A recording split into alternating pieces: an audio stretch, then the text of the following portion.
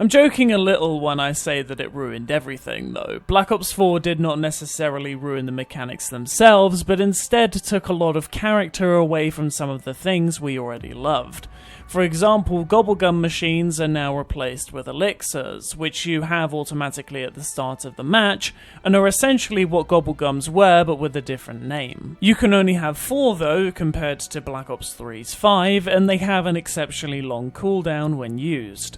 Considering though this is one less thing to spend your points towards, while having whichever one you need on hand is pretty useful, it rids the mechanic of a lot of character it used to have, and this is one thing that makes the new maps feel a bit more barren. The same goes with the perks. While the Ether story still has perk machines, they all look like the same machine, just with a different coat of paint. And in the Greek mythology storyline, they're all just the same statues in all the different maps, just with the perk icons on the front. It's pretty lazy design. The way perks function now is you predetermine them in a loadout before every match. You have a selection of perks you could choose from and allocate them to specific machines, but you can only pick 4. The perks that are present are much more trivial and situational compared to the old essentials like Juggernog, Speed Cola and Electric Cherry, even though some of the old essentials are still within the game, just in a different way. This does mean, however, that the old machine designs and characteristic jingles are gone.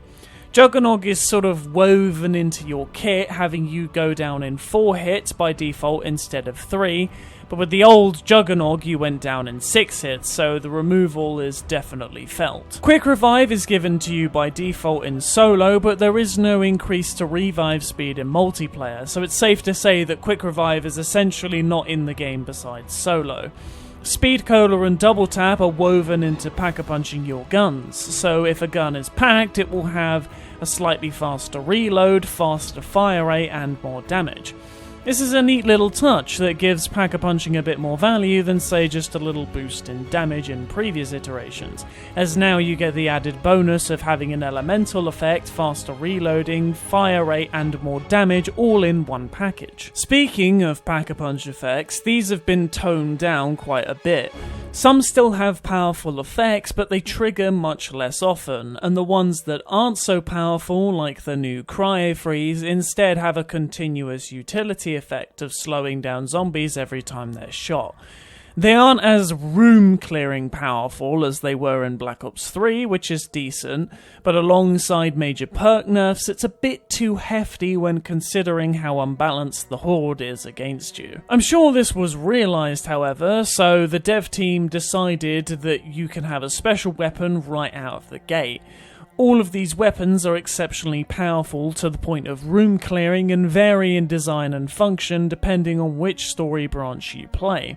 The Greek mythology-inspired weapons are much more fantastical, like the Chakram, Spectre and Zeus's hammer, whereas Aether's special weapons are much more in line with the previous scientific theming, like an experimental grenade launcher minigun, blood-infused samurai sword, and the Ragnarok DG4s. All of these upgrades to get stronger the more zombies you kill with them, and they start regenerating a lot faster, but like the Gobblegums, it's one less thing to acquire within the map itself. With the way they have designed Black Ops 4, every map has minimal setup. You buy 4 perks, get the Wonder Weapon out the box, build a shield, maybe have some steps within the map to upgrade the Wonder Weapon, and then that's it. Some maps balance out the setup better than others, but other than those specific maps, right from the get-go you're extremely powerful. You can even customize your starting weapon to eventually get a Dragon's Breath pump shotgun that shreds enemies. You can also eventually upgrade your grenades, which regenerate over time and on kills, to have things like Wraithfire Molotovs, gas grenades, and Semtexes, all of which are much more powerful than previous iterations. Even the new talismans are pretty busted, upgrading your special weapon to level 3 right from the start, to never losing perks, to having more perk modifier slots, which give currently existing perks their respective unique bonuses. There are so many things that you can have right at the start of a match already that you think you'd be pretty broken right out of the gate, right? Well, you'd think that. In reality, Black Ops 4 is probably the easiest and hardest zombies experience so far. Playing by the normal rules means you're a 4-hit down all the time, and the sheer amount of boss zombies is astronomical. In IX alone, which I will talk about later, there are 8 boss zombies with various ranged attacks and special moves that make it hell to play with normal rules. However, Black Ops 4 also added a new feature called Custom Mutations, where you can make the experience as easy or as difficult as you want it to be. Me personally, I make it casual and easy, making myself a 7-hit down, having short health regen timers, being able to leech small amounts of health on kills, making every type of zombie deal much less damage to me, while also halving their health. On normal rules, it would be concerning how tanky enemies actually get and how utterly chaotic it could get in the later rounds. But you can make the experience even harder than it already is by doubling every enemy's health and damage, while also having continuous health drain on and point loss on being hit. It's a very customizable experience, which is honestly all round good. But from the point of view of how difficult the maps are on standard difficulty, it's ridiculously difficult, especially on later rounds. So now that the mechanics of how Black Ops 4 works are out of the way, let's delve into some of the worst maps I have ever seen in COD Zombies history.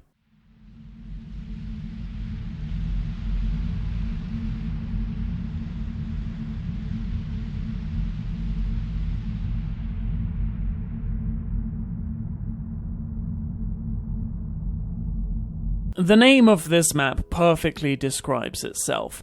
Voyage of Despair feels and plays exactly how it sounds. Awful. Set on the Titanic as it collides with the iceberg, which I don't quite know how that ties into the Greek mythology story they were going for, some new random characters I don't remember the names of must fight off the Horde on this sinking ship, which never actually sinks, otherwise there'd be no map. Instead, the map kind of floats above the water a little, with some of the lower deck areas being flooded. There isn't really any semblance of fear on this map. It's set in the night time, but there's nothing to be scared of. There's some fleshy goop around the boat, sure, but it's all shiny and pristine still, unlike the gritty, run-down maps in past entries.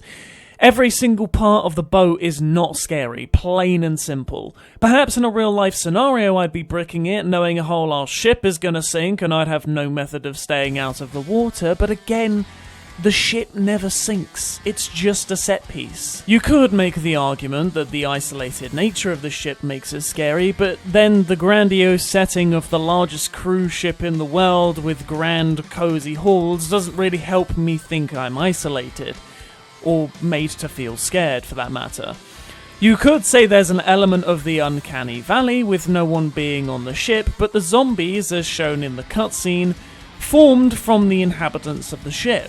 It's not as though we're visiting the wreck of the ship when the action has already happened. The action is happening right this second. Being in the event versus visiting the event after it's happened is a theme I'll be talking about across most of the Black Ops 4 maps, because some of the maps are downright terrifying, even though a lot of them are places we've visited before, but the others just don't quite seem to hit the mark. Voyage is one of those maps. It shoots away from the target instead of trying to aim at it. I'm giving it a 1 out of 6 for horror because I feel absolutely no fear or terror when I play this map. Now, there has been a little bit of a trend with the Black Ops 3 maps that the ones that didn't focus on horror tended to be fun and engaging. Voyage is not a part of this. Somehow it's also bad in the fun category as well, and a lot of that stems from its map design. It is a very rectangular map that is made up of almost nothing but corridors and enclosed spaces. The only parts of the ship I can give it credit for actually being useful are the very ends of the ship. The bow and the stern of the ship are both very open areas that are perfect for training in. Other than those two areas, though, everywhere else is a death trap. All of the corridors in this map are like 2 people wide, and many a time I've been caught in these halls with one zombie blocking my path. It's exceptionally easy to get cornered and boxed in unless you're in the larger, more open areas I mentioned previously. Zombies can also freely enter the map at will in most areas with minimal barriers. Even windows that look like they could be boarded don't have boards. The trend to just let zombies freely waltz into the map takes full effect in this iteration of zombies, so Carpenter is a completely useless power-up unless you want a tiny 200-point boost.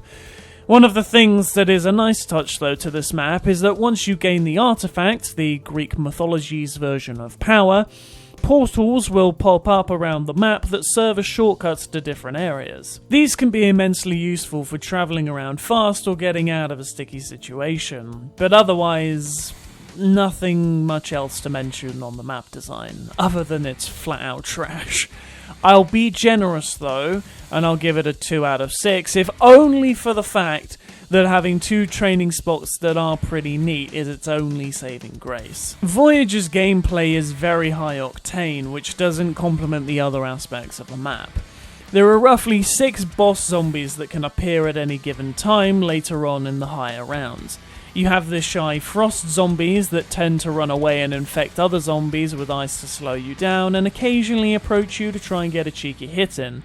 You have the fire zombies that just run after you and explode in your face. The toxic zombies, I've never really seen them do anything else besides cloud your vision, and the electric zombies shoot rings of electricity at you to stun you briefly and damage you. It keeps you on your toes for sure, and it's a fun gameplay loop, but I'm sure it's much more difficult to juggle them in the later rounds, what with being a 4-hit down on normal settings.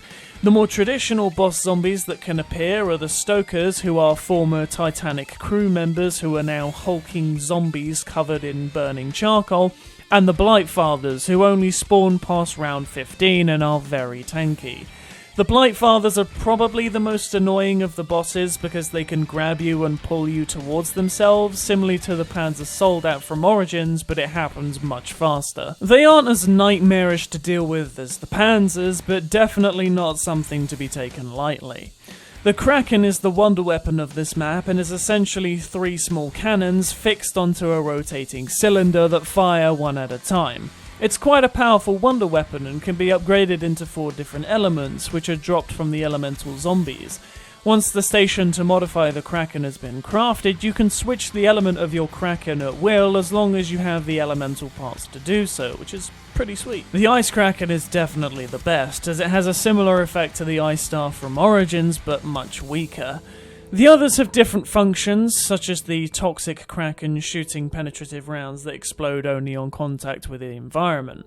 I won't go into too much detail. The other 2 elements are fire and electric. The fire variant fires 2 projectiles and the electric version functions as a shotgun. It's very customizable and fun to play around with. The only other noteworthy mention is Homunculus.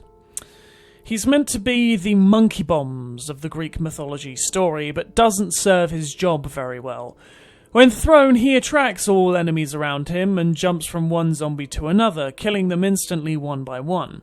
You can only hold one of him at a time, compared to past iterations where you could have 3 monkey bombs. He's notably weaker than past iterations of the Attract-em-all equipments, especially to weapons like the Lilanis and the Gersh devices. I tend to never take him when I see him in the box because Wraithfire Molotovs are way more powerful in comparison. Voyager's gameplay is pretty okay, but it's heavily influenced by its map design. I think again I'll be generous and give it a 3 out of 6 for how fun the later rounds can be and the customizability of the main wonder weapon. Yeah, not the most memorable map though. When I think of zombies as a whole, no Black Ops 4 map comes to mind. And when Black Ops 4 is brought to my attention, the good maps that I remember are like 3 DLC maps, and the rest I tend to completely forget. But whenever Black Ops 4 Zombies is mentioned, I always remember Voyage of Despair as being the worst of them. When I remember it. Sure, the gameplay aspects can be fun, but on such a poorly designed map with no character to it, it's difficult to want to ever pick this map over some of the others from this game. It's sad to say that Voyage of Despair lives up to its name. The map gets a despairingly low replayability score of 1 out of 6. It offers me no real reason to ever come back to it. This map is honestly depressing. In a bad way. It's such wasted potential that really did not even need to exist. I know a lot of people really hate this map, but to be honest, compared to some of the abysmal maps we've seen in the past, Voyage is only slightly better for its somewhat minimal setup. Overall though, it's still pretty bad, with its score sitting at a 2 out of 6. The next map I could say the same for, but it's difficult to argue with a map designed specifically to be casual and engaging, even if it means it has a limp horror element at times. And that's as good of a description I can come up with for the Roman numeral of 9.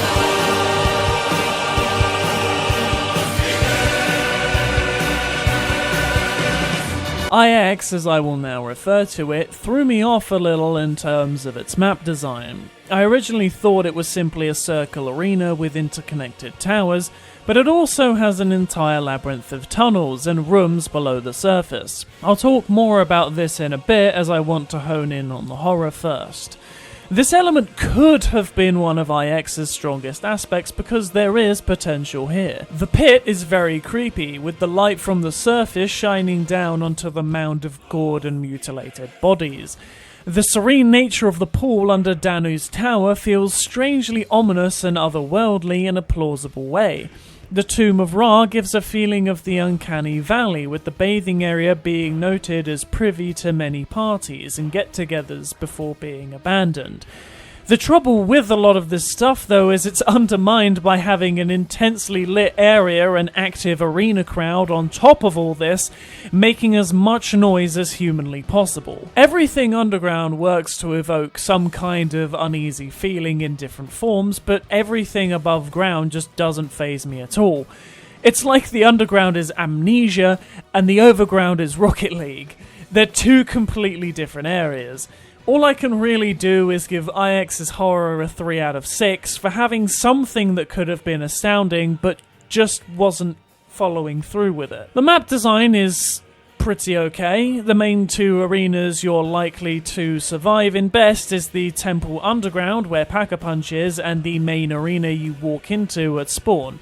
They're both quite literally just big circular arenas that are super easy to train in.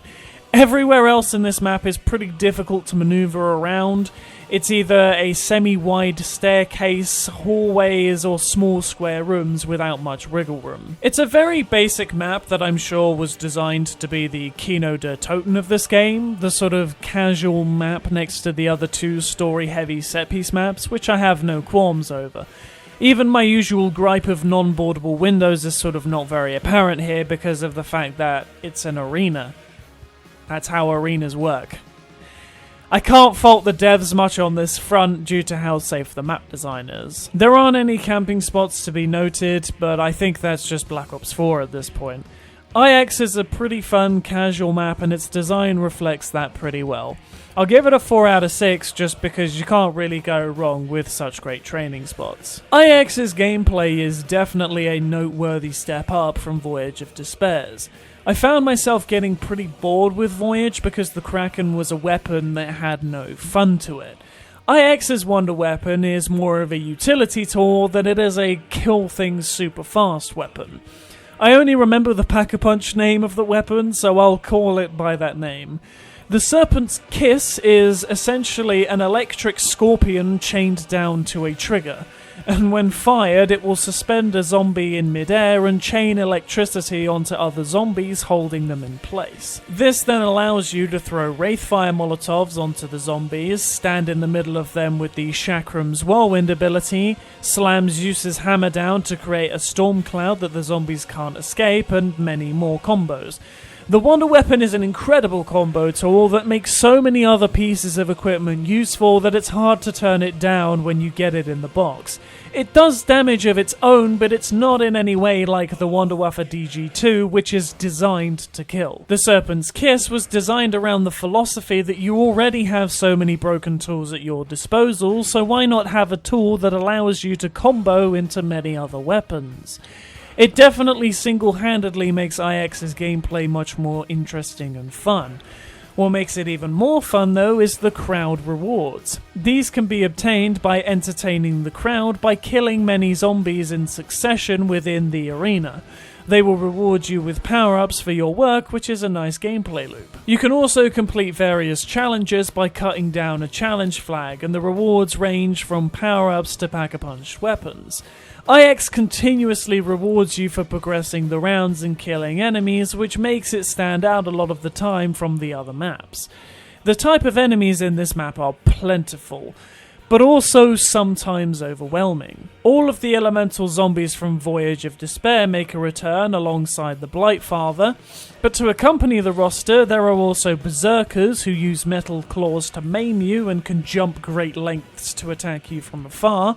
There are also Tigers that are quite fast and deadly, and there are also the Champions, who are both tanky and fast and have a melee and ranged attack. Facing all of these enemies in a casual game is very fun and keeps you on your toes, and they can do a very good job of overwhelming you if you're not careful. But on standard difficulty, I can imagine it's a nightmare. 3 very fast enemies, 2 of which have ranged attacks, an incredibly tanky enemy with a ranged attack and a grab, plus smaller boss zombies with AoE and ranged attacks. I would 100% recommend scaling back the difficulty of this map by making yourself a little tankier, just to offset the sheer amount of enemies there are. The Pack-a-Punch method is a bit strange, but it can be quite fun. You have to hit 4 gongs in each god's tower to summon their champions. This can either be the Tigers, the Berserkers, or the Champions. Different gods have different enemy types. You must kill them and acquire their blood to be sacrificed in the temple to access the machine. It's pretty straightforward, but it can be a bit difficult to work out for yourself. As a whole, though, IX is incredibly fun as long as you make it a balanced experience. I feel pretty confident in giving IX a 5 out of 6 for its gameplay. Replayability is another of IX's strong suits, especially when compared to the rest of the roster. A lot of the other maps tend to really fall short on one aspect or more that IX just seems to either do better or make up for in various other ways. Take Voyage of Despair, a map lacking a lot of character, good map design and horror, and then put it next to IX, a map with superior design, a fun gameplay loop, and some attempts and successes with horror. Another example would be Blood of the Dead, a map with god-awful layout and passable gameplay loop, but with spine-chilling horror elements compared with IX's engaging gameplay, simplistic yet fun map layout, and some horror that somewhat sticks the landing, albeit it's not its focus. Where one map lacks, IX tends to provide. It's not the best map, but considering the fact we're talking about Black Ops 4, IX is probably a decent pick over most other maps, therefore its replayability score gets a 4 out of 6. Altogether, IX's scores add up to an average of 4 out of 6. This map is very much the Black Ops 4 go-to if all others just don't provide. 2 of the DLC maps top IX for certain, if not for the fact that one provides a more traditional casual zombies experience and the other provides the more modern experience reminiscent of the end of Black Ops 2 going into Black Ops 3. IX is that traditional casual zombies experience for those who don't own the Black Ops 4 DLC. It's the Kino der Toten of Black Ops 4, like I said before, just slightly worse, which isn't necessarily a bad thing. It's solid and that's all that matters. The same cannot be said for the last map that came with the base game. I want to be me. Someone who can also hard work!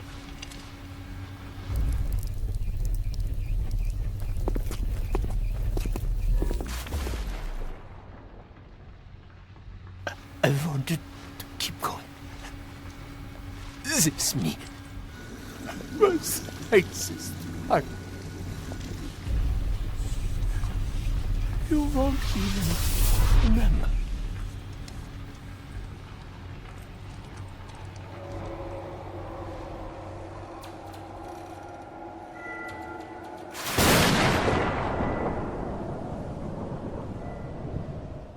Blood of the Dead is a very depressing map to talk about. I both love and hate it for very different reasons. I've come to really appreciate its horror element, and honestly that's the strongest part about this map. Everything else, though, just seems to majorly suffer. Let's focus first, though, on the best part about this map. As I said, horror is Blood of the Dead's best aspect. It takes place in Mob of the Dead, but instead we have a few new areas to explore, and our playable characters are the Origins crew. The environment of this map feels so much different when you come to realise it takes place after the events of Mob of the Dead. Coming into the map at a point where the action has already happened, and a lot of the items you find are remnants of what has already occurred, like the residue of the afterlife spirits, is spine-chilling and exceptionally creepy. To add to that, the prison is much more run down and broken since we last saw it in Mob of the Dead. The plane's runway is collapsed, there's a massive underground canyon filled with lava that runs through the entire facility. There are way more collapsed walls, debris, and things that are out of place. What's more terrifying is things such as the electrical switches, which were powered by the Afterlife Spirit's electricity, are now all exploded and broken. Even the sniper tower is collapsed, and the docks look much more wrecked compared to how they looked during Mob of the Dead. The fact that you can both see and feel how eerie this map is a testament to its prowess in this area. Blood of the Dead has what I can only describe as the most melancholic atmosphere of any map I've played so far. No other map has made me feel so on edge, but also depressed as much as this one. There are two other maps that have a very similar vibe to this one, but those don't quite capture the sheer scale of rundown or unnerving or melancholy as Blood of the Dead does. You start in a completely new area and eventually make your way back to the original map, and honestly you just have to experience walking back into Mob of the Dead within this map to fully grasp what I'm talking about. I would definitely recommend this map just for that experience alone. 6 out of 6 for horror, without hesitation. Unfortunately, that's all I can recommend. A quick trip around the map to just take in the atmosphere. Because the actual fucking map is garbage to play on.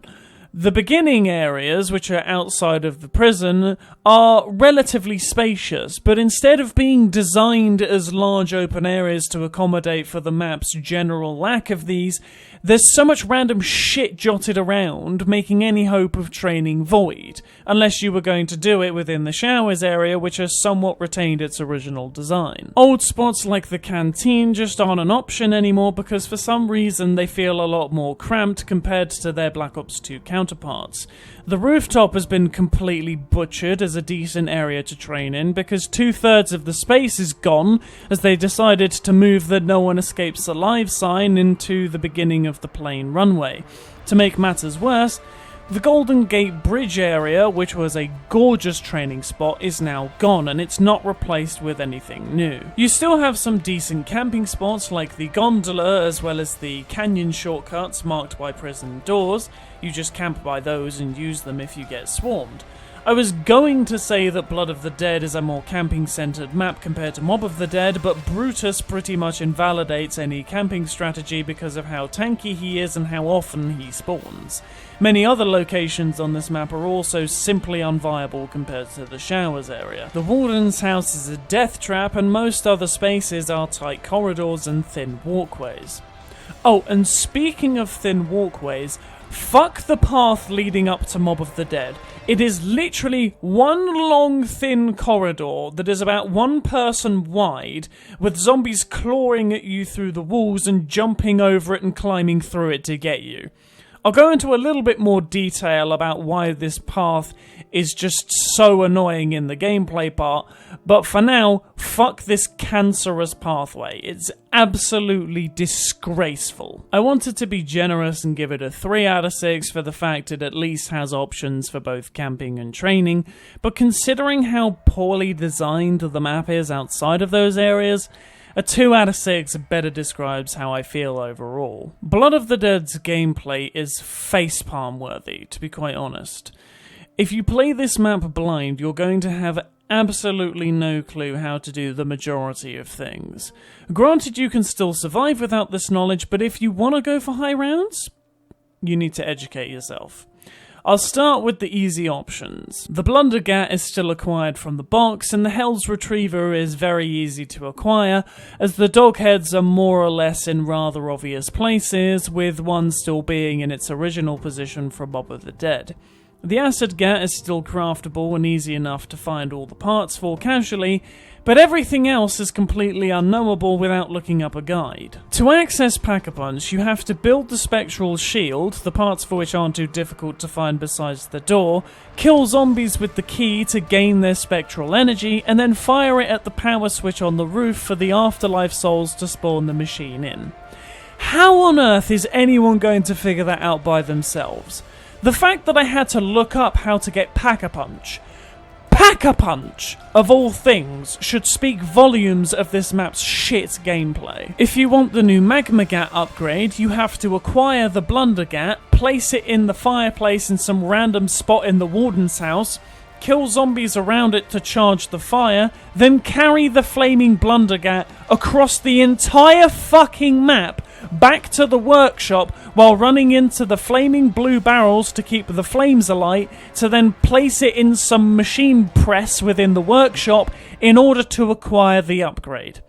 What the actual fuck? To make matters worse, this took me 10 fucking attempts to do because I kept getting body blocked by a zombie on that thin as fuck catwalk and then ran out of flame because I had to kill the zombie in front of me by shooting it with the flaming Blundergat, which makes the timer for the flames to extinguish shorter.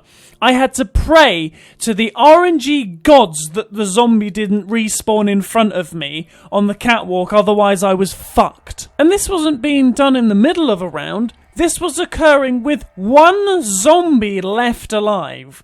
It's the only path you can take to get to the new upgrade for the Blundergat, and if you fail to get it to the workshop in time, you have to repeat the entire process all over again.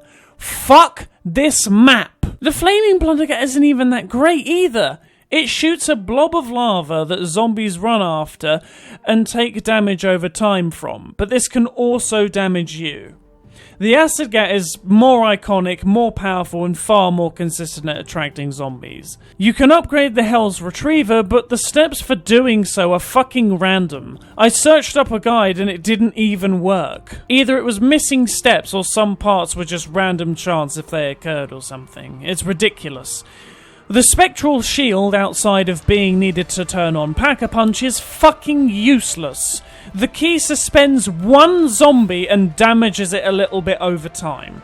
Granted, the Spectral Shield projectile that you can fire is pretty powerful, but you're never going to find a situation where you can charge that up. It's just a paperweight on your back at that point and acts like a normal shield. You can understand my frustration with this when we've had shields in the past that have had no prerequisites for firing projectiles.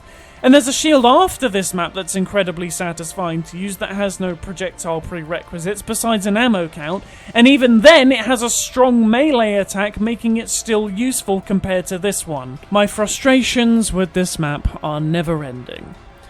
Brutus is still kicking and makes it so that even though this map is a camper's paradise, you can't camp in it. Otherwise, you're going to get beat the fuck up by him as he's still tanky and agile, and makes it so that the only spot you can reliably play on this map is the training spot in the showers. There's hardly a point to playing on this map for the actual zombies experience. I'm gonna rate it a 1 out of 6, before I burst a fucking blood vessel. Horror alone doesn't carry a map. Yes, the atmosphere of this map is incredible, but at the end of the day you're here to shoot zombies. Is that fun on this map? No. Is the process of getting set up on this map fun? No. Is the wonder weapon fun? No. Is the boss fun? No. Is there a variety of spots to camp on or train in this map? Not really. Are they all useful? Bar one singular spot? No. Are other maps better? Yes. Should you play those maps? Yes. What's the rating of Blood of the Dead's replayability? 1 out of 6. I'm not gonna lie, I didn't expect to shit on this map as much as I did.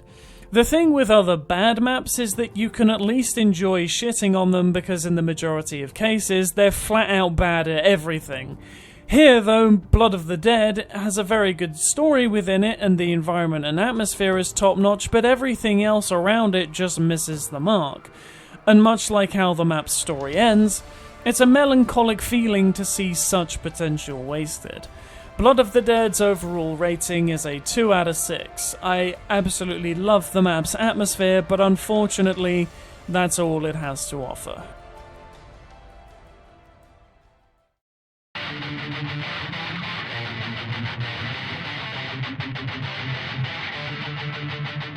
I was originally not going to review this map as it shares way too many similarities with the original map it's trying to remaster. Classified as essentially the Black Ops 1 map 5 with a couple of added areas and some cheeky little Easter eggs thrown in. The map design is pretty much identical to the original map, but the process of playing on the map is a little different. I'm not going to re-review the entirety of the map because many of the points I would make here are basically the same as I would mention in 5, so if you need to refresh your memory on what I said about that map, note the current timestamp and go back and watch that again, because all I'm going to do here is talk about the horror aspect, the map design in terms of the new areas, and a little mention of the gameplay. Welcome back. If you did go and rewatch that part, let's get into Classified's horror. The map takes place after Shangri-La in an alternate timeline, wherein Dempsey fucks up the teleporting process and lands them at the Pentagon instead of the moon. This is a neat concept, as this essentially fails Richtofen's grand scheme from Black Ops 1.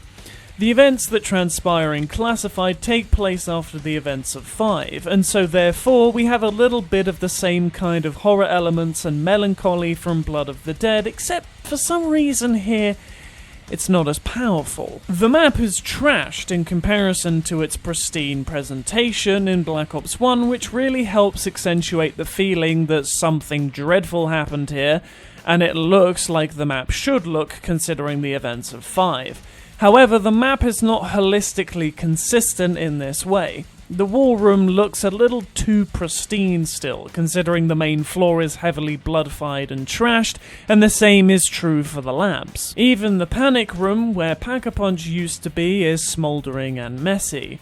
To answer the question of why it doesn't share the same feeling as the previous map, I guess it's because the events of 5 in the original timeline were not of great significance, so the melancholic feeling of this map and the weight of the events that transpired are not quite as heavy compared to Blood of the Dead and Mob of the Dead, but it still does a good job nonetheless. It is quite jarring also to see Area 51, the Pack-a-Punch and starting room area from Moon, present within Classified, but set in the nighttime. It feels quite jarring to witness at first, but then slowly transitions into an ominous feeling. It's strange to experience something from another map not functioning in the way it normally would, and that does a good job of making a familiar location feel strange and uneasy. Like I said, not Blood of the Dead levels of perfection, but definitely close. A 5 out of 6 for its horror is most suitable. The abandoned feeling of this location is definitely one that puts you on edge very effectively. For map design, everything is the same besides 3 new areas that were added in different locations. There is a new set of offices you can access past the metal detectors on either side of the main floor that are quite spacious and include a teleporter in one of the rooms. I want to say they're decent training spots, but it's tough. I found myself spending a lot more time on the main floor and feeling confident to run around that area because of how much more expanded it feels compared to its Black Ops 1 counterpart, but it can be quite challenging to run around there still. It's noticeably easier than 5 though, so it's a plus. The next area that is new is the server room branching from the war room. It's, again, spacious, but it's just not useful. The war room is better in every way for training, so there isn't much point in this room other than there is a DEFCON switch and a teleporter augmenter part in there. It might be tough to use as a training spot, albeit it could work, but when you have the war room right next door, there isn't much point. The last new location is Area 51, which, if it was the original Spacious Moon version, I'd definitely give it some credit. But it's been edited so that all the best parts about this area are butchered. The teleporter pad itself is a decent training spot, and it's not as difficult to utilize as the prior 2 new areas, but again, it's not the best either. The main courtyard of Area 51 has all this trash jotted around, making training in that spot impossible. Granted, all these new areas make for a bit of a shake-up in terms of environment and training difficulty, but they aren't all that useful considering all the best strategies that came with the original's map design are still prevalent here, like the elevator and the training spot around the entire war room. While I still have to give credit where it is due, the new additions aren't the most amazing spots. It's a slight improvement over the original map design though, to give it more variety, so I can bump Classified's map score up to a 4 out of 6. The gameplay process of Classified is a little more complex than 5's gameplay, although at least it is still doable without the need for a wiki page. When you hit all of the DEFCON switches to gain access to the Panic Room, where Pack-a-Punch was originally in 5, you're instead greeted with a teleporter augmenter part. This clues you in to the fact that there are likely more parts for this item on the other floors. You gather them all up, construct it within the labs, and then look for a teleporter you can augment. Once you find it, it's the teleporter within the war room, this augments the teleporter position slightly, and once all the DEFCON switches are pressed again, it finally takes you to Pack-a-Punch. Very simple, requires some effort, but it's not an overbearing challenge that you need a wiki to figure out. Everything else is pretty straightforward too. All the wonder weapons, including the iconic Winter's Howl, are accessible from the mystery box. Besides those, there isn't really anything else you need. It's a very simple map and provides a very classic zombies experience within this game, and you can't go wrong with a smidgen of simplicity. There isn't really any boss zombies besides the dogs and the Nova Crawlers, which slow you down if they explode near you now, which is a bit shit. But this does mean that the Pentagon Thief is no longer a thing in this map, which is a slight improvement on the original gameplay, albeit he was pretty iconic for the map. This does make the map significantly easier, but I do sometimes miss the challenge that round provided, especially considering the customizability of the difficulty this time around. The Pentagon Thief here would provide a little challenge that difficulty couldn't really compensate for, which would have been pretty nice.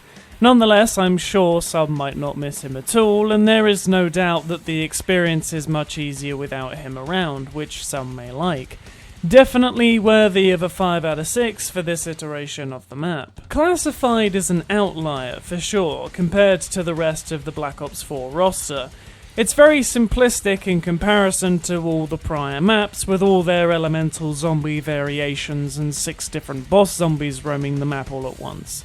It's a nice reminder of the simpler times, when Zombies was a more casual, arcade-like experience, and coming back to it was a nice change of pace. With all the added Black Ops 4 mechanics, they seamlessly meld well with the old formula, and it's nice to get to experience classic Zombies with some of the more modern mechanics.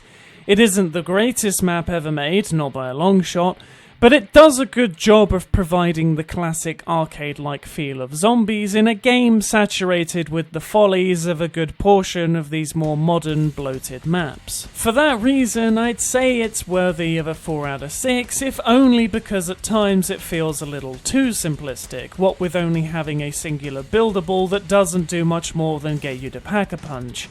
Perhaps throw in another buildable weapon or gadget alongside maybe one more unique wonder weapon to replace the 2 returning ray guns, and you'd have a higher scoring map. A Black Ops 4 map with drawing scores?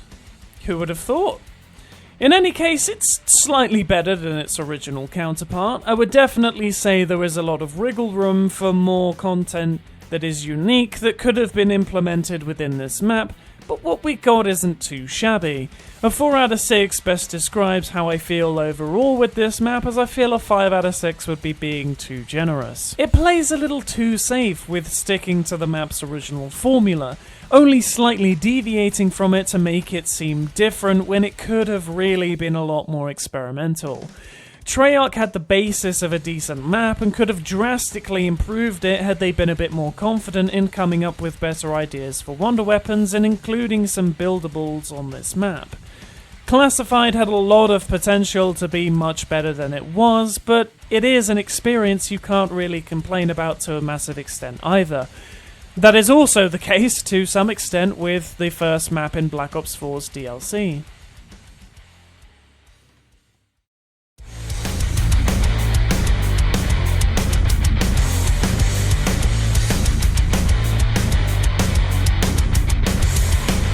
Earlier I mentioned that there are 2 maps within Black Ops 4 that provide a traditional arcade-like experience and a more modern late Black Ops 2, Black Ops 3 experience.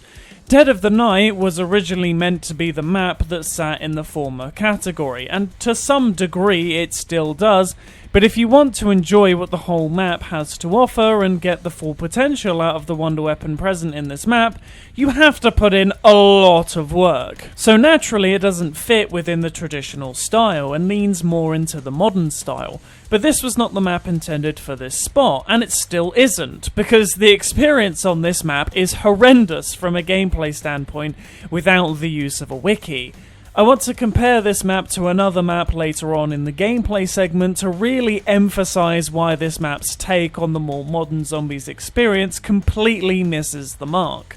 For now, let's take a look at some of the other aspects of this map. Dead of the Night is set within the Greek mythology story, yet it doesn't carry this theming with it unless maybe you squinted hard enough. To me, it seems this map completely missed the mark, and I'm not sure if that was intentional or not.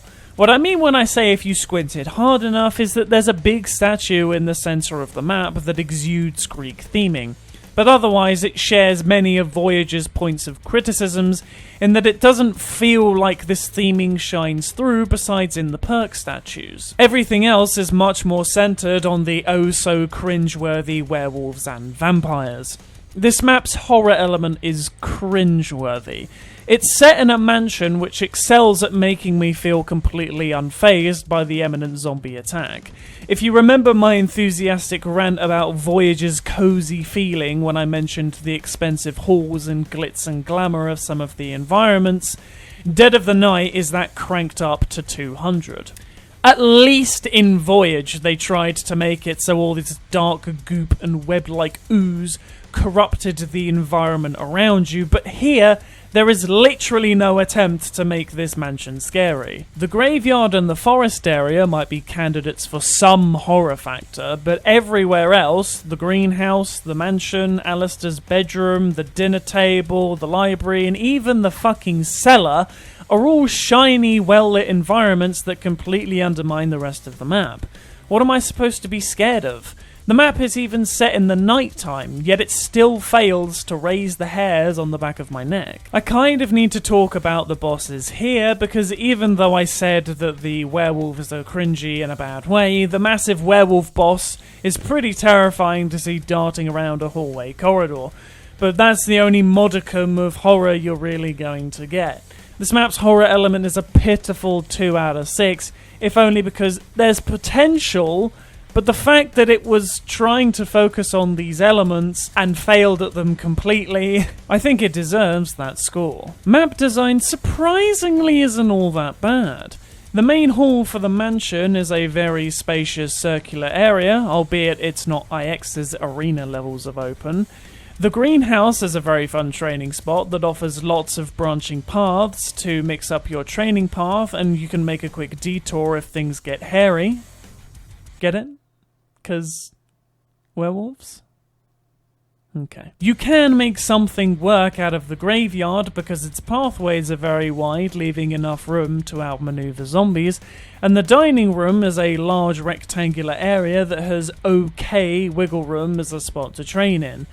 Portal shortcuts are back from Voyage, so there are some good spots to camp in, with one being in the greenhouse and another in the back of the graveyard. There's lots of space in the map in general, so I never really felt like any part in particular needs scrutinizing. Zombies simply wandering into the map is back though, never gonna stop criticizing that. But all around I'd say it's probably a decent 5 out of 6 for map design. It has a spot for anything, and it could only really be better if there was a more open and reliable training area. But otherwise, it's very solid map design. And now for probably the worst part. The gameplay. This map looks simple from the outset, but once you look things up, it's a whole other can of worms. The wonder weapon here is the worst offender. If you want to get the most out of it, like I said earlier, it's work. And I'm not talking about finding 3 parts hidden around the map kind of effort, or getting it out of the mystery box, or going on a little quest to get it. I'm talking about all 3 of those together. You can acquire Alistair's Folly either by getting it out of the box or by opening the case by inputting the right combination of symbols you find around the map. You can guess which method I picked. From there, you need to acquire Chaos Material, which requires silver bullets. Before you start, you need to open Pack-a-Punch, which is probably the worst part of this process. To do this, you need to acquire 3 tuning forks found by filling crystals hidden in breakable jars around the map. Once filled, interacting with them will give you a vision of an entity within the map that you have to interact with to do a task. Once complete, you can acquire the forks and open the gate to the forest where Pack-a-Punch is being held. Once complete, even though Pack-a-Punch is not a prerequisite to this, to make silver bullets, you need all of the gunpowder agents, 3 of them are jotted around the map, plus 3 silver items. Once you get the silver bullets, you have to kill the werewolf with them to acquire the chaos material, which then needs to be brought over to the greenhouse and made into chaos materia. You then need to build the shield, bash a bookshelf to reveal an additional attachment to the revolver, and then bring it all to the greenhouse to craft the upgrade. And that's just the first one. For the second, you need to get bile from the vampires to smear it onto the vampire boss's grave, then kill him for his material. Then you've got to go and shoot a bunch of lights within the graveyard to spawn another vampire that you have to kill to obtain more. Then you go to the forest, shoot zombies with the chaos theory effect that turns them docile, so they dig up the part. Then you take that all back to the greenhouse, convert the material into materia to craft the final upgrade. That entire process takes longer than a single staff upgrade from Origins, just for comparison. Admittedly, the fully upgraded Alistair's Annihilator is an amazing wonder weapon with 5 effects it can possibly do. It can shoot ray gun-like bullets, it can fire a pool of fire that burns all nearby zombies, it can shoot a green pool that sucks zombies into the ground, it can fire a whirlwind that swoops zombies off their feet, and it can fire a yellowish pool that turns zombies docile and kills them at the end of the duration. It's a ridiculously chaotic weapon that suits its name, and it's probably the most powerful wonder weapon of all time due to how ammo conservative it is and how well it kills large groups of zombies. Plus, it looks fucking badass. However, my criticisms outweigh the positives.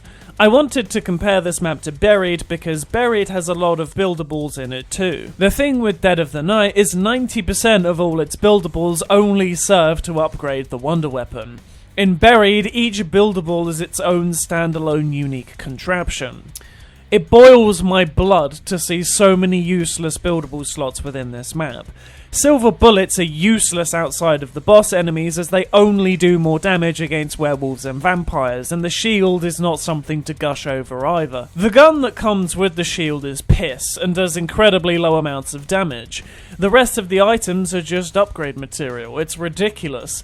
All the buildables in Buried were useful and worth building because they made you practically unkillable in a fun way. Sure, the Chaos Theory is a fun weapon, but that's all you get at the end of this? It's kinda boring, considering IX has a wonder weapon that is a useful combo gun into all your other tools in your arsenal, or even compare it to Gorod Krovi, where even though it had an exceptionally powerful wonder weapon similar to this map, it still incentivized you to use other tools, like having a dragon breathing fire in an area forcing you to use the powerful shield, or having the special wonder weapon have a utility ability where the baby dragon watches over you while you go to town on zombies. To put my criticism into better words, a character on the map literally says, why make other guns when this one is all I'll ever need? It's just boring. The bosses aren't very memorable either. The vampires damage you over time if they hit you, and the werewolf is just a hulking enemy that does a lot of damage and has a crit spot that allows you to kill it quicker. Not very memorable, not very fun either. Overall, Dead of the Night's gameplay gets a 1 out of 6. Sure, the wonder weapon is a cool concept and is very powerful, but the process takes way too fucking long for upgrading it, and the map doesn't have anything else to offer outside of this, which eases me nicely into replayability. The process for getting the upgraded wonder weapon is very boring, and the bosses aren't interesting. Sure, the map design is good, but it's just not a massively fun map to play on. I don't feel adequately rewarded for the process I have to go through, and to top it all off, the map is just not scary, which, come to think of it, worsens that feeling of boredom even more. There isn't much reason to come back to this map, considering how little it has to offer. Maybe a 2 out of 6 is appropriate, if only because the map design is good and the wonder weapon can sometimes be worth like 5 minutes of fun, but considering this 5 minutes of fun is locked behind maybe half an hour of setup time, it's just not worth it. This map is really gonna struggle to get a good rating, and the funny thing is, for me, this map was one of those maps where I thought this will get a high rating because it's actually pretty darn fun. But playing the map through fully, it's really not. If you didn't go for the upgrade and played this map casually, then probably yes, you'd have a fun time playing on it. But it's not a good thing if I'm saying the only way for me to have fun on this map is to not pursue the full potential of it. Plus, you 100% need a wiki to find all this information out. Something like 15 odd part locations and processes. It's ridiculous. The more I talk about it, the lower I want the score to be for this map. Overall, I think Dead of the Night earns a 3 out of 6 for the fact that it can be a little fun, casual map. Alistair's Folly is powerful enough on its first upgrade to be a fun and satisfying little ray gun-inspired revolver to play around with. However, the fact that it's all this map has to offer, as well as a shitty shield, it just ain't cutting the butter for me.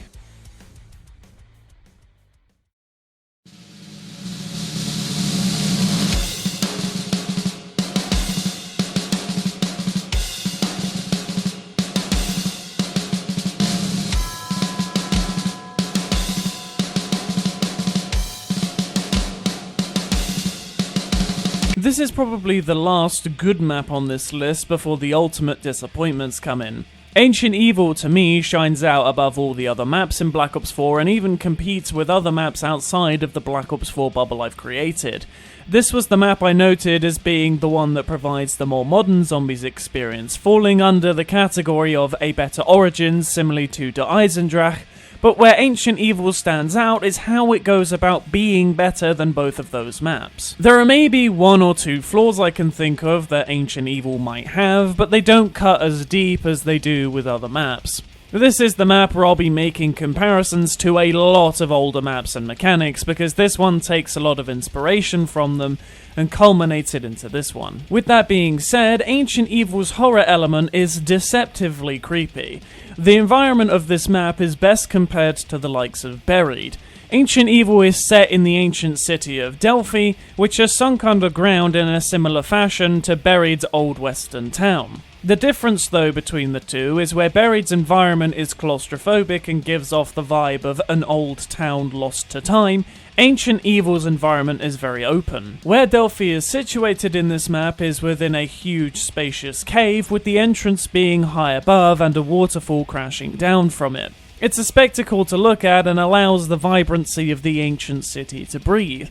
Part of me wants to say it's somewhat of a downside, because glitz and shine tends to, more often than not, undermine the grotesque nature of zombies and the act of killing them, and an environment that is just as grotesque and gritty usually accentuates a map's horror, but here I can't help but feel unnerved. The Greek mythology theming of this side of the zombies story really shines through here, but whereas all the maps set within this story before have had pretty crap horror elements, here it's a lot more evident. The Greek story has slowly been leading up to this location, and actually being within the confines of this once prosperous and vibrant city feels creepy. Besides the events that transpire as a result of there needing to be a story, the environment makes heavy use of the Uncanny Valley effect. Every single corner of this map had a purpose, be it a treasury, a lounge, a market, or a temple in worship of the Greek god Apollo. The map does an excellent job at making you feel like it should be lively and bustling with life, but it isn't. This juxtaposition is what makes the entire map feel somewhat unsettling, even though there isn't anything to be unsettled by, because everything is still somewhat pristine, with a bit of wear and tear here and there due to the city's lack of maintenance. The best way I can put it is by comparing it to Verrückt, as that map has the Uncanny Valley feeling with the grotesque environment. Ancient Evil's main area doesn't have that, yet this somehow accentuates the Uncanny Valley feeling further, a bit like 5 in a way, but on a much grander scale and way more effectively. It's quite impressive, actually. There is a second half to the map that unlocks once you get Pegasus's golden bridle and ride him through the waterfall into the center of the world. It's here where the tone of the map changes, both in color and environment. Within the center of the world part of the map, there's a giant woman representing a serpent who's been killed by Apollo. It's another of those situations where we stumble into the aftermath of an event, which it seems Black Ops 4's maps are quite fond of doing. The environment here is certainly more in line with the previously mentioned grotesque theming, but here the Uncanny Valley feeling is somewhat lost.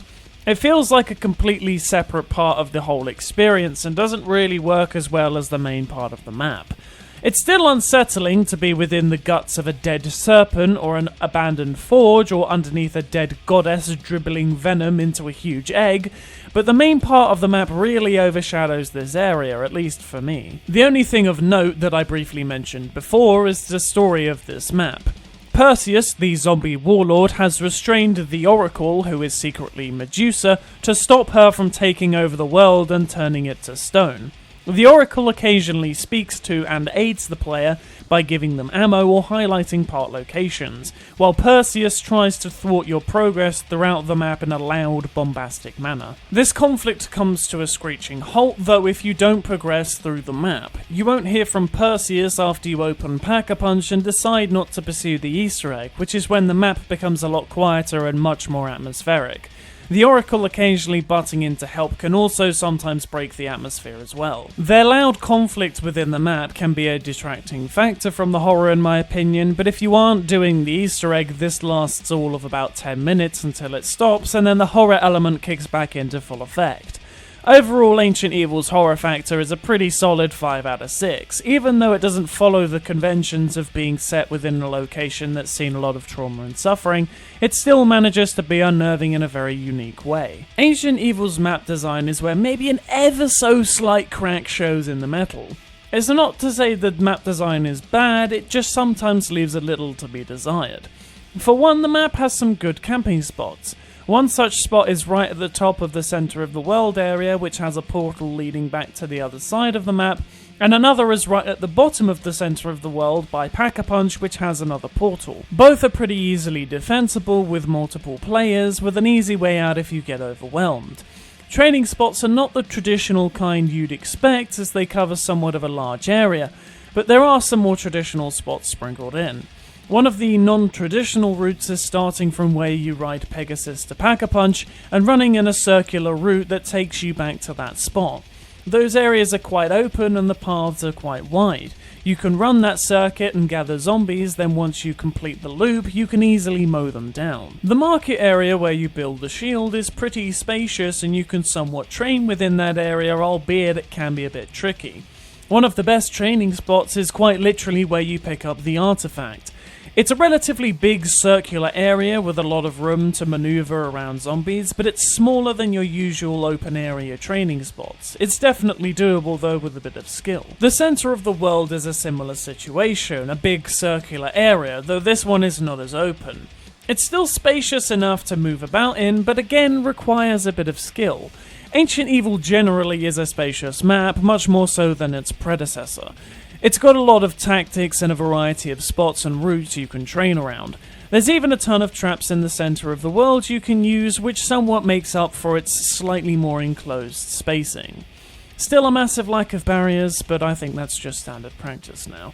Generally, it's pretty great, and for being a lot more spacious and accommodating for different playstyles, it gets a 5 out of 6. Ooh boy.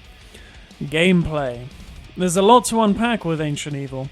I genuinely think that Ancient Evil's gameplay is incredible, and I think this is the only Black Ops 4 map I can safely say this for. I bet you didn't see that one coming.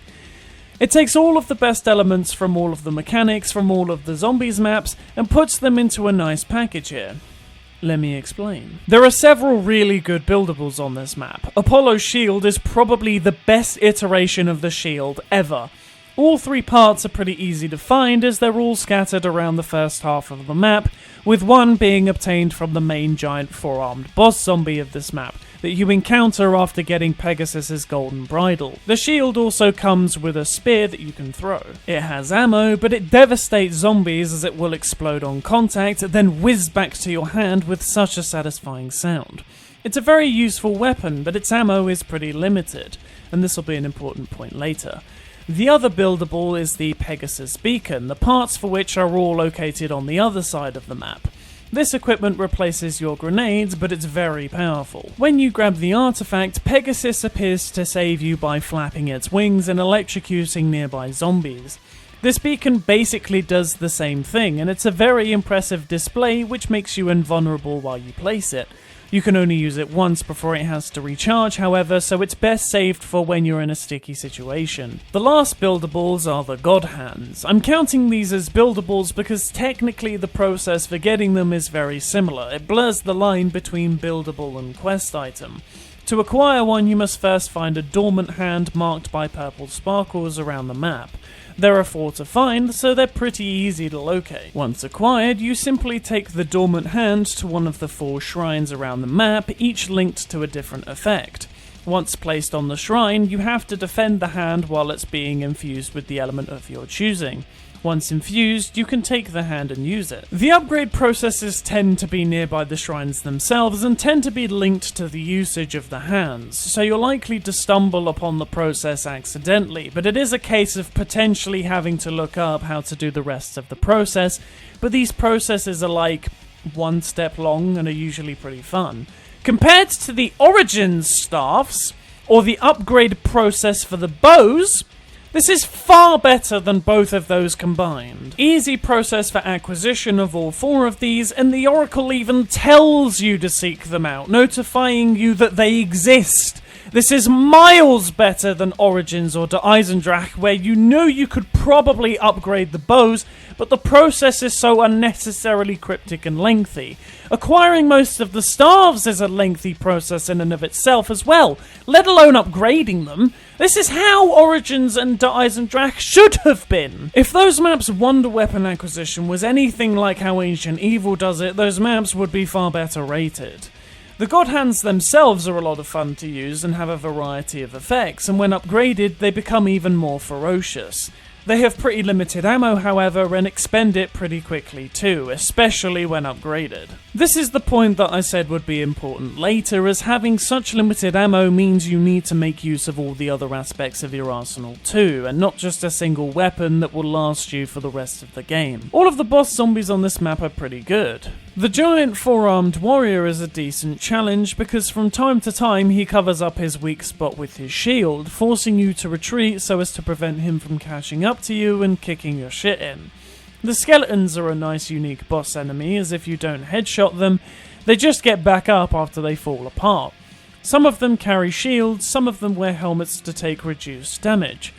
They're a lot of fun. The elemental zombies make a return here and shake things up nicely still. The map doesn't feel like too overbearing of a challenge, but it is challenging enough and makes you consider your approach to enemies better. Pack-a-Punch access is as simple as getting Pegasus's bridle, which has a couple different spawn locations, but it sticks out like a sore thumb, so it's not impossible to find without a wiki. There are challenges that you can do for the Oracle, which net you better rewards the more you complete challenges, and the longer you let your reward tier up in rarity. This gives you anything from pack-a-punched weapons, more points, extra ammo, power-ups. It's incredibly useful and shakes up the way you play the mode, as some challenges require you to camp in certain spots, get melee kills, kill zombies with headshots or equipment, and so on. Ancient Evil did so many good things in all aspects of its gameplay, and therefore it gets a 6 out of 6 in this section. Replayability is a no-brainer. Every aspect of this map is, to my surprise, extremely solid, be it in its ability to unsettle you, to its exciting and varied map design and gameplay. All of its elements are visible from past maps, and it took everything good about past mechanics and combined it into one of the best modern zombies experiences. There are obviously still optimizations that could be made, but this is as close as Treyarch has ever gotten to perfecting the implementation of more content and mechanics into zombies for both casual and hardcore fans to enjoy. Before this, acquiring the staves and upgrading the bows was something more catered towards hardcore players who wanted to try for high rounds, and so these things were purposefully cryptic because those who played zombies either competitively or in a completionist fashion would seek any edge they could get. I enjoy playing zombies more casually than I do in the other two styles, so being able to play a map to its fullest without the overwhelming need to use a wiki to solve all these cryptic and lengthy puzzles to gain access to all the content of the map was nice. Ancient Evil feels as though it's that experience, but made with the casual players in mind, allowing them to acquire these weapons easier without the need to break your immersion from the map. That's also likely why I could not get invested into Dead of the Night's atmosphere, because I'm having to stare at a wiki more than I'm actually playing the map. To be fair, the horror element of that map could be up for personal tastes, but that also likely played a massive part. Ancient Evil seems to avoid these problems to a large degree, but like I said, still room for optimization. That's why I'm giving it a replayability score of 5 out of 6. This is the first map I tend to remember immediately when anyone mentions Black Ops 4 Zombies, and it's really a diamond amidst a pile of shit. And that's a pretty apt explanation for the map overall too. If Treyarch had stuck with what made this map good, perhaps the other two that came after it might not have utterly sucked. Ancient Evil's overall score just falls short of the highest rating, sitting at a 5 out of 6. I do have to acknowledge that the upgrade processes for the God Hands are still a bit too cryptic for my liking, and could easily be tied to an in-game quest where perhaps the gods associated with the hands trigger an upgrade quest after a certain amount of usage, notifying you to return to the shrine for the gods to speak to you and guide you through the upgrade process instead of me having to go to a wiki to figure it out. At that point, I'd say this map would be a 6 out of 6. It's a shame this map doesn't do that, but for what it's worth, Ancient Evil does way more right than any other map since Gorod Krovi, and that is seriously saying something.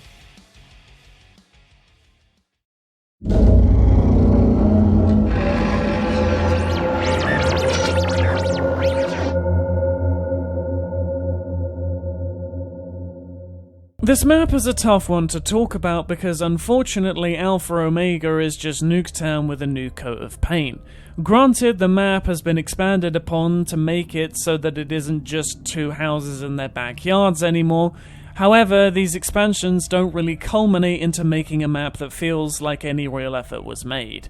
The map also is not all that interesting either. Again, sure, we get to see what's in the bunker, and there are some callbacks to things from Black Ops 1 like the Nova 6 gas. However, I preferred the setting where we got to explore Nuketown after the nuke had decimated the map. Here it's just same old Nuketown we've played 1,000 times by now, so right off the bat, disappointment has set in. Can it redeem itself in any of the categories? Well, for horror, there might be one environment that might give you a bit of an uncomfortable feeling. Once you've turned the power to the map on, many doors will open that were locked otherwise. One of these doors is the main bunker door, which leads into an underground area. If you enter it from the infamous spot that many videos on YouTube back in the day teasing what might be inside the Nuketown shelter, you're greeted by a 1980s looking cafeteria with a bunch of tents set up within the area. Accompanying this is a haze of Nova 6 gas floating around the environment. If you've played Black Ops 1, you'll know that the Nova 6 gas is extremely deadly, and so one can assume that when the human inhabitants of Nuketown all prepared to take shelter from the nuclear bomb, what actually happened instead was they were all killed using the Nova 6 gas. It's only really in the underground shelter where the map's horror really shines. It kind of also comes through in the creepy round change music, which is absolutely spot on, mimicking fuzzy 1980s diner music, which is very unnerving but also melancholic to hear. Apart from those two aspects, the rest of the map fails to trigger any fear response at all. The Nuketown itself is as brightly lit as ever, especially so when you turn the power on. They tried to do an Ascension-style faded colour until the power is turned on, but here I feel the look of the map should have just stayed. The map feels way creepier in that faded, washed-out look before the power is turned on than the cartoonishly high-contrast colour scheme it dons once it is on. There was ample opportunity for the map to be a lot creepier than it actually turned out to be, but this map's horror element will always live in the shadow of Black Ops 2's Nuketown map. If perhaps you combined all the best elements of both maps, you'd probably get a 6 out of 6 for horror, but unfortunately, they're two separate maps, and this one unfortunately gets a 3 out of 6. I'm not a fan, but you can see that there were some elements that could have worked a lot better if tweaked somewhat. Oh, and the upbeat pop electro music that plays when you're turning on the generator is ridiculous. This isn't a funky, goofy-ass mode, it's a horror mode. There's a horror section of these maps for a reason, and I guess Treyarch somewhat forgot this aspect of their game mode. The way Alpha Omega is designed is atrocious. I don't really know how to put it any other way. In the gameplay, you can see I used this spot the entire time because this was the only somewhat consistent location I could find as a training spot. Here they designed a map that has next to zero camping or training spots besides the one I use here. I looked around for some areas I could run around in, but even the main street between the two houses felt claustrophobic and difficult to navigate without getting constantly stuck. The generator underneath the map is a large rectangular area, and it could have probably been an excellent training spot to train in, but there are so many conveniently placed pipes that it makes passageways incredibly small to the point it's not worth running around in because you're more than likely going to be caught out by a singular zombie and then get boxed in. I get they're trying to design maps that force you to utilize the entirety of the map space, but making the map a series of intertwining corridors just makes things feel boring and unnecessarily difficult.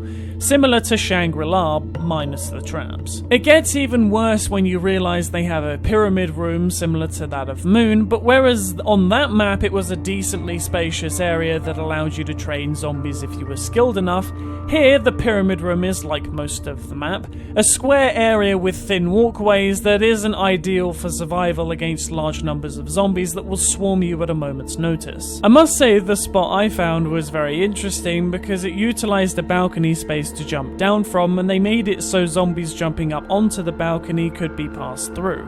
Might have been a bit of an oversight, but it was a surprisingly fun training spot even though it was kind of cramped. But a singular spot isn't going to carry this map's design, and considering the majority of the connecting areas of this map are incredibly thin doorways, I can imagine on regular difficulty it will be frustrating getting caught out in these areas. Alpha Omega's overall map design score gets a 2 out of 6 from me, just shying away from being 1 point lower, because the spot I found to train in was actually kinda fun. The best way I can describe the gameplay of this map is comparing it to Ancient Evil. The map has the Dead of the Night buildable shield, except here it has more damage for some reason. I still vehemently dislike it and prefer Ancient Evil's unique shield, so minus points for unoriginality. There is a telepad buildable that activates the 5 style telepads around the map that allow for better navigation. You could theoretically say they make good camping spots, but the locations that they are in are purpose-built so you can't camp by them. So minus points for useless functionality and originality. There are the elemental ray guns, which I'll get into in a bit, but the prerequisite for being able to craft these is you have to find 3 parts to restore the functionality of the workbench. Need I say anything more? Minus points for uselessness. The Raygun Mark II upgrades are already unoriginal, as they're just an old weapon with a new effect. The steps are technically told to you, which is a bonus, but the hints for them are ludicrously cryptic. Firstly, unlocking the raygun frames isn't told to you. You have to find 4 TVs around the map, interact with them, fill them with souls, then write down the number it displays on a piece of paper, or in my case, on Notepad. Then you have to input the 4-digit code into the Rushmore computer to unlock the frames. This is where Rushmore says, if you're ingenious enough to figure out how to restore their functionality, I'll consider your security clearance granted. Thanks for absolutely fucking nothing. Anyway, the steps tend to be shoot this thing with the corresponding Pack-a-Punch element to reveal a fuse of that element, or something to that effect. How you're meant to figure this out by your lonesome, I have no clue. Once you do that, in my case I got the electrical fuse, Rushmore told me, you need a bigger power source to charge that ammo canister, which is understandable. Electric ammo, electric charge. So I found a slot that looked like it could fit a fuse, but interacting with it did nothing. What you needed to do first is shoot the electrical pylons that have a yellow flash on them to light them up, and connect them to a generator that ends up pointing back to the generator I tried to interact with before. Then I can put my fuse in. Kill zombies in the area to charge the ammo, then craft the upgrade at the workbench. Now, I don't know how easy the other ray gun upgrades are to figure out, but the one I did for the electrical ray gun could have easily been made better if Rushmore gave me less cryptic hints. In my rendition of how this quest should go, the ray gun frames should have names to begin with, and picking up one starts its related quest. Rushmore should give me a hint with the electrical one that my database tells me that somewhere in the generator room there is an electrical fuse. You might need electrical ammo to find out where it is, however.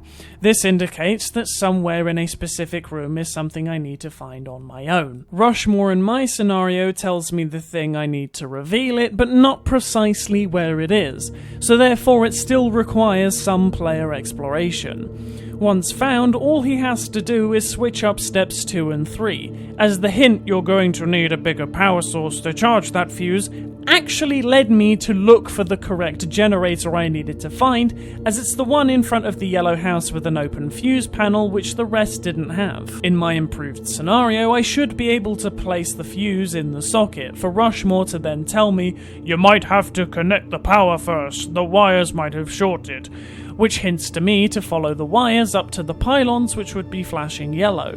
This then allows me to figure out that I have to shoot the pylons and follow the wires to connect the circuit. Continue from here as the quest would initially play out, and boom! You manage to figure out how to upgrade the ray guns without needing to search them up via a wiki. Now, doesn't that sound more fun and more rewarding figuring it out on your own? Well, unfortunately, Treyarch doesn't understand this. Multi-step wonder weapon acquisition quests have become a regular staple of this mode, and the fact that they're still this cryptic and misleading, even when you have someone giving you hints, is shocking. I get if you want to keep the Easter egg a super secret for only the most hardcore fans to discover, but these wonder weapons are literally 40% of the map's overall unique content now. Literally 50% of the reason I dislike the majority of these Black Ops 4 maps is because I have to be continuously looking at a fucking wiki to even be able to get the full experience of these maps. Considering pretty much 75% of my arsenal carries over to other maps, being able to use map-specific, unique wonder weapons makes up the majority of the fun in Black Ops 4, and gatekeeping these behind cryptic steps only discernible via a wiki or playing a map experimentally for several days non-stop is pathetically stupid and a ridiculous trend in these maps that I'm fed up of by now. Right, rant over. The ray gun upgrades themselves are quite fun to play around with, my personal favourites being the electric one, which shoots a beam that electrifies, stuns and regenerates ammo over time, and the dual-wield shotgun variant. The boss enemies of this map aren't very unique compared to other maps. You have two versions of the Nova Crawlers now. The ones I prefer more are the electric ones that sit up on the rooftops and shoot easily dodgeable electric projectiles at you. They shake things up a little and make you actually move the mouse upwards to deal with them, and they make you more considerate of your surroundings, which is kind of fun. The other version is the, mutated Nova Crawlers? They're a little bigger due to their bulging flesh containing Nova 6 gas in it, but all they really do is spit Nova 6 at zombies, which makes them supercharged and makes them sprint at full speed. It's kind of like how George Romero would speed up zombies by screaming. It's not the most fun mechanic, but hey-ho, the map overall is just a bit boring. Even gaining access to Pack-a-Punch is just tedious. After turning on the extraction generator, the extraction of the Nova 6 gas fails and starts leaking into the houses. You have to unclog the extractor fans by sitting in front of them and mashing interact until they're clear. This takes like 10 seconds to do, but you're extremely vulnerable as you have to stand right in front of them to unclog it. It's really boring. I'd give this map's gameplay rating an overall score of 1 out of 6. While I did espouse some credit to the fact that the training spot I found on this map was unique and enjoyable, and the ray gun variants and some boss types can be fun, that's all this map has to offer. There's some callbacks to the original Nuketown map, with Galvok Knuckles being in the same spot as they were in the Black Ops 2 Nuketown version of this map, but so what? The map in general just isn't fun. I don't know how to put it any other way other than it is unoriginal and uninteresting. Yes, this is probably the second map I remember when thinking about Black Ops 4 Zombies, but I don't remember it as fondly as I do Ancient Evil, and replaying it again for this video reminded me of just how boring it really is. They can put the original cast from Shi No Numa back in the map all they want, but the investment in these characters just isn't there anymore. They don't grow, they don't change, they don't break away from the stereotypes they once represented. There's nothing satisfying about this map, therefore it gets a 1 out of 6 for replayability. Do you know what's incredibly depressing about this map? This is the last time we ever play as the Ultimus crew. And I know that I said I wouldn't talk about story elements much, but what grinds my gears is that their epic final blowout moment that we get to experience with them is them fighting the boss from Transit. Of all the things, Treyarch, of all the things you could have pit them against, you could have made the crew fight zombie Richtofen, the same Richtofen that used this crew for his own personal gain. The crew even show animosity towards Richtofen in the classified cutscene, and the epic final boss you chose to pit this legendary crew against was the poorly rendered stick figure from Transit. For that reason alone, I should give this map a 1 out of 6. But unfortunately I have to be fair to my rating system. Alpha Omega's overall score is a 2 out of 6, and I have to say the tune of the current music that is playing in the background perfectly encapsulates my feelings for this map. This could have been a much better map than it was, but unfortunately it disappointed beyond measure, and my longing for a truly satisfying ending for these characters still endures to this day. The name of the tune in the background is in fact called A Better Tomorrow, and that was what my hope was for the next map. I still held out hope that the last map would truly close out the zombies story in a way that would be breathtaking, and these characters would finally earn the peaceful freedom that they were fighting for. But sadly, we got this instead.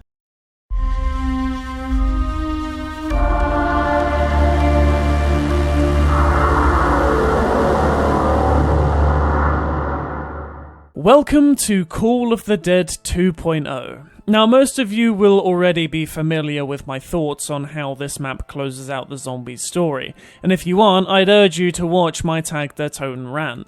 But story gripes aside, coming back to this map and actually giving it the full 9 yards, I was actually surprised to find myself having a little bit of fun. This isn't necessarily due to the map being the most well-rounded experience you'll get out of this mode, but the map design was surprisingly good this time around, and some of the new additions to this map were actually quite fun. I'd say my criticisms and compliments are pretty much equal in number, but the criticisms are much more weighted. I just want to take a quick moment to thank whoever has made it this far into the video. At this point in the process of making this video, I have no idea how long it is, but if you sat through all of this, thank you so much. I hope you've enjoyed, and I hope you still have the patience for one last hurrah. Let's get to it. So, Tag Der Toten's horror. This is a seriously mixed bag, because the time of day in the map is at sunset, so any part of the map that is outdoors loses a lot of what made original Call of the Dead scary, and also the lack of fog makes it so you can see the entirety of the map. While in some aspects I don't miss the fog, it definitely made the map a lot scarier and more mysterious. But now that it's gone and the map is set in daylight, it's not as scary as it once was. That doesn't mean to say it's not creepy, considering we know of the events that took place in this location.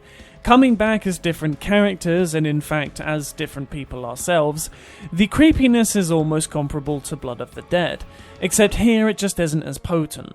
The cargo ship retains its uncanny valley aspect, but the lighthouse station and the lighthouse itself loses this because the hermit now resides at the top. Admittedly, it's a little unnerving that you can't go up there and see him, making whatever he has up there more mysterious, but having him there creates a sort of feeling of safety, which undermines a large portion of this map's horror overall. It also undermines the strange functionality of the lighthouse, as back in Call of the Dead, it operated off of its own accord, whereas here it's actually being manned by the hermit, hurting the horror element more. The only area where I genuinely felt scared or severely on edge was in the Group 935 facility on the cliffside, which I guess back in Call of the Dead wasn't visible because of all the fog. I felt as though this should have been an entire standalone map, with some aspects of the facility expanded upon. It's a very story-rich location where the environment does a lot of the talking. In the decontamination section, the floor is absolutely lathered in blood, and the showers even leak blood from the shower heads. It prompts you to ask what kind of fucked up massacre happened here. The security area also has its fair share of blood. The geological studies area is still operational and is hauling refined element 115 around, the rock that makes zombies and other various effects. In Human Infusion, we see 3 of the 4 original characters from Shi No Numa floating around in a water tank, but they're mutated and almost not human. This area is also coated in a lot of blood, and there's a huge vault door that's sealed shut, which is story and gameplay significant. In the specimen holding chambers, we get to find out that this is where the 4 original characters first met, before they went to Shi No Numa. This is where Richtofen experimented on these characters, and kept them in jail cells like lab rats.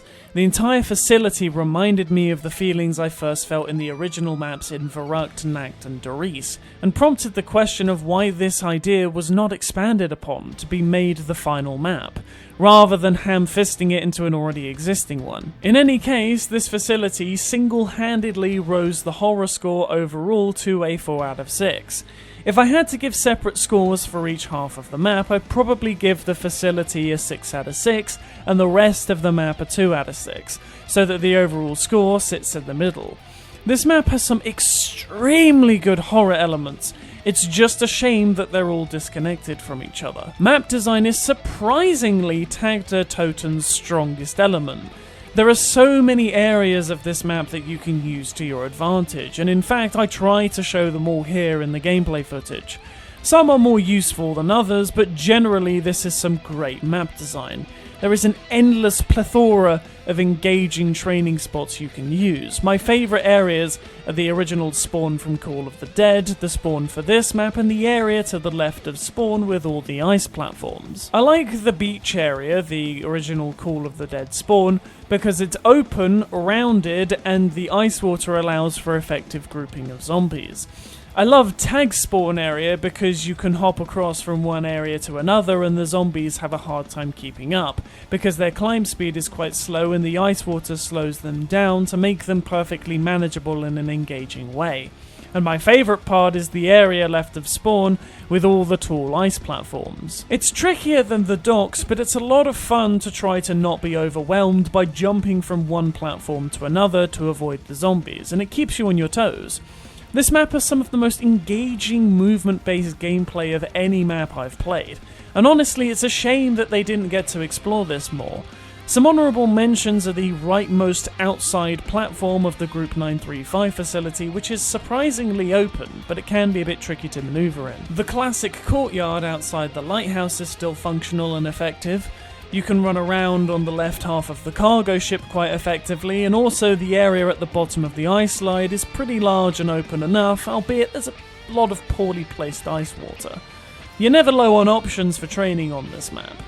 Camping, however, is a bit of a different story. You can do a sort of hybrid between camping and training right at the top of the lighthouse, because there's zip lines literally all around you that you can use to escape at any moment, and it's rounded and wide enough to maybe form a small train to mow down.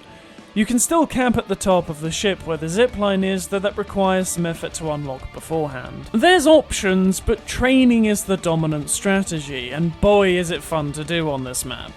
Tag's map design is definitely a 6 out of 6. I'm surprised saying that the new editions of the map are actually better than the old map itself. Like, sure, the old map has some good spots, but boy are the new areas a welcome addition. But unfortunately I can't get too excited, because man does the gameplay fucking suck!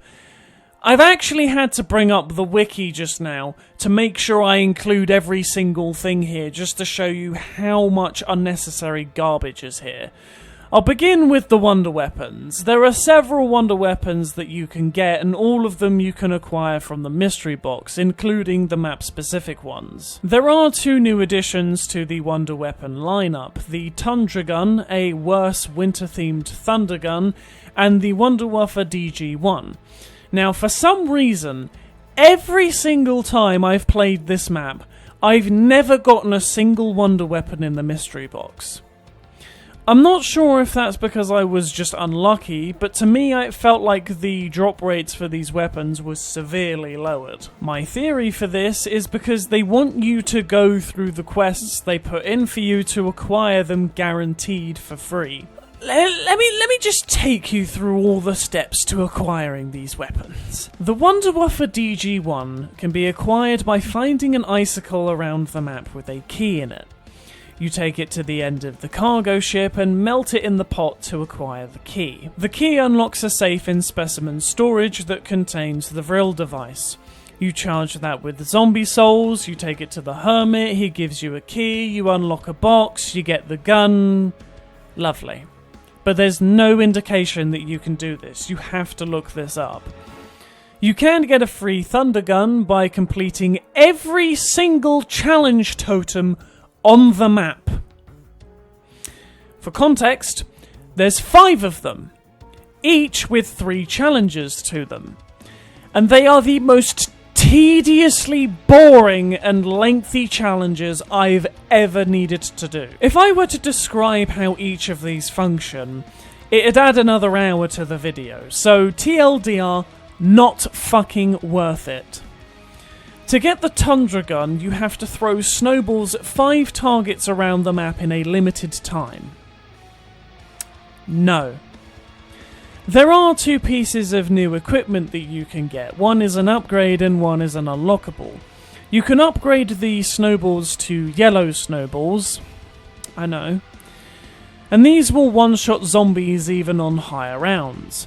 But the process of getting them is ridiculous. ridiculous. You have to collect 4 sock puppets around the map, then fill up 3 blue campfires around the map with souls, then shoot a container containing the hermit's spleen, bring it back to him within a time limit, and then he upgrades all the snowballs to yellow ones.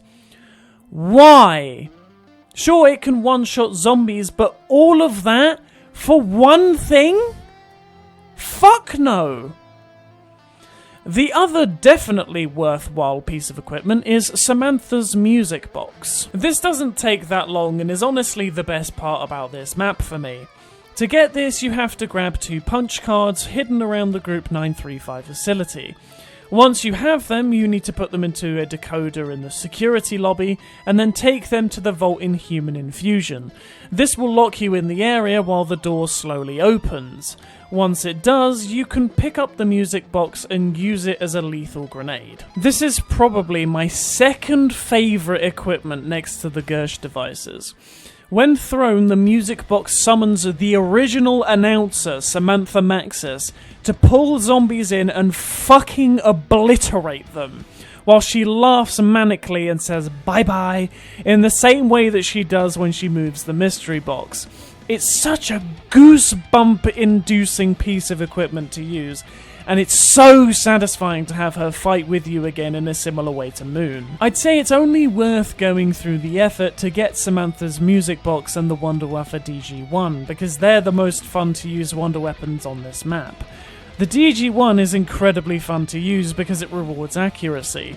If you shoot zombies in the head, the electrifying effect arcs onto other zombies in a similar way to the DG2, but much more often and chains to more zombies. It's great fun to use, and so is Samantha's music box, as it will satisfyingly destroy a whole train of zombies in one fell swoop.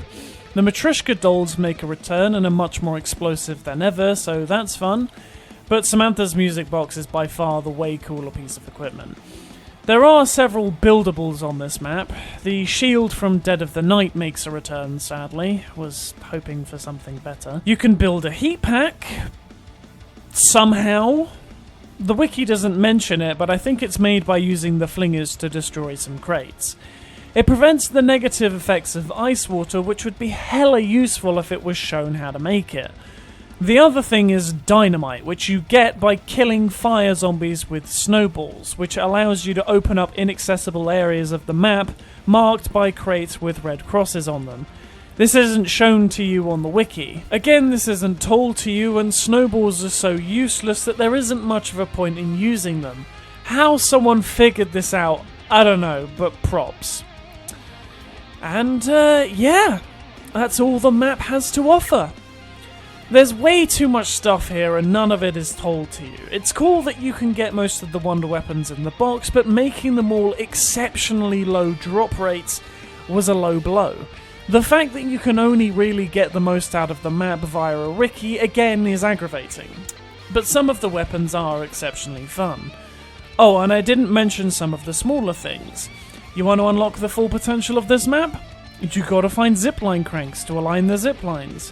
There are 2 of them, and once you finish that, the Hermit will give you a zipline handle so you can go the opposite way on ziplines too.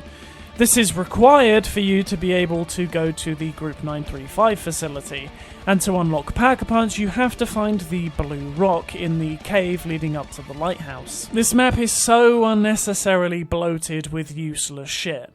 I'm going to give Tag's gameplay a 2 out of 6. The reason it isn't the lowest because the DG1 is fun and Samantha's music box is badass, but low because none of this stuff is easily accessible and you have to use a wiki to even figure out how to get 85% of this stuff. And it's all long and convoluted and utterly mind-numbingly boring. Replayability. Replayability has me a little bit torn. I'm gonna be honest, this is probably my second favourite map in Black Ops 4 now. It's got fun map design and a couple of Gucci gadgets to enjoy, but everything else sucks. The environment of the 935 facility? Immaculate. The training spots on this map? Gorgeous. The Wunderwaffe DG1 and Sam's music box? Endlessly satisfying. But everything else fades into the background. It's a fun map to play on, but all this bloat was really unnecessary. I get it's the last map, but some of these inclusions are just lazy. I still haven't even used the Tundra Gun, and I don't plan to anytime soon. Thankfully, you don't have to do all the boring stuff in order to survive.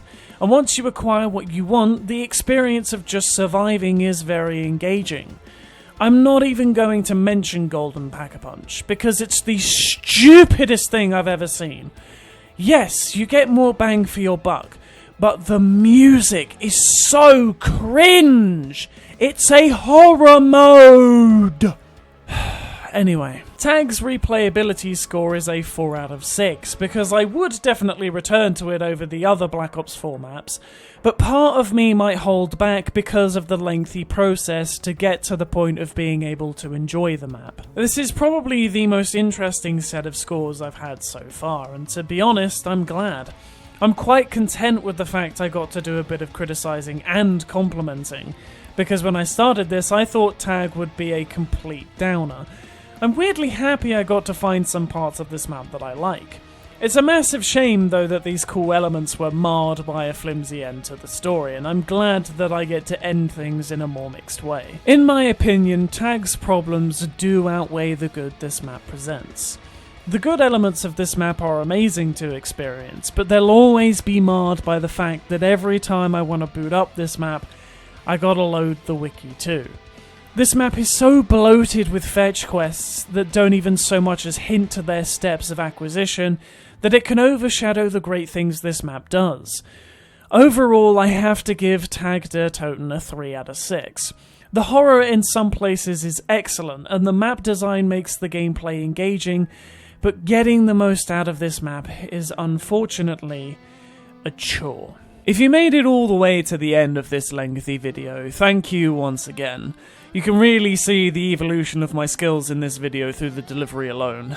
I apologise that this took so long to release. A lot has happened in that time, almost too much to describe, but hopefully this will be the first of many great videos to come. Let me know what you thought of the video, comment some of your favourite maps, and if you agreed or disagreed with any of my takes. Thanks again for your support, and I'll see you in the next video.